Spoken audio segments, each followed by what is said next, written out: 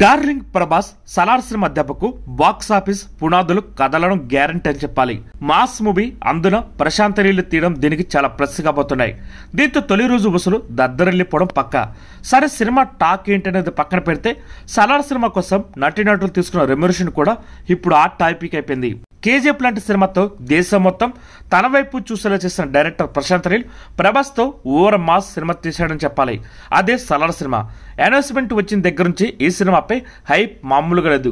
మధ్యలో వాయిదాల వల్ల ఫ్యాన్స్ కాస్త నిరుత్సాహపడ్డ మాట వాస్తవమే. కానీ ఇప్పుడు థియేటర్కి వచ్చిన మూవీ వచ్చేసిన తర్వాత అవన్నీ మర్చిపోయారు.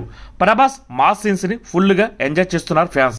బాహుబలి సినిమాతో పాన్ ఇండియా స్టార్ అయిపోయిన ప్రభాస్ తన రెమ్యునరేషన్ కూడా అమాంతం పెంచేశాడు. సలార్ సినిమాకు కూడా 150 కోట్ల వరకు రెమ్యునరేషన్ తీసుకున్నాడు. అలాగే లాభాల్లో 10% షేర్ తీసుకున్నట్టు తెలుస్తుంది. ఇంకా డైరెక్టర్ ప్రశాంత్ నీల్కి దాదాపు 50 కోట్ల వరకు రెమ్యునరేషన్ తీసుకున్నారు.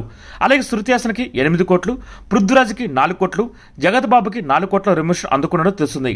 మొత్తం మూవీ బడ్జెట్ 400 కోట్ల రూపాయల వరకు ఉంటుందని టాక్ ఉంది. అంటే ఓవరాల్ బడ్జెట్ లో సగం రెమ్యునరేషన్కే నిర్మాతలు ఖర్చు పెట్టినట్టు తెలుస్తుంది. ఈ వీడియో కనుక మీకు నచ్చితే లైక్ చేయండి, షేర్ చేయండి, కుదిరితే సబ్స్క్రైబ్ చేయండి.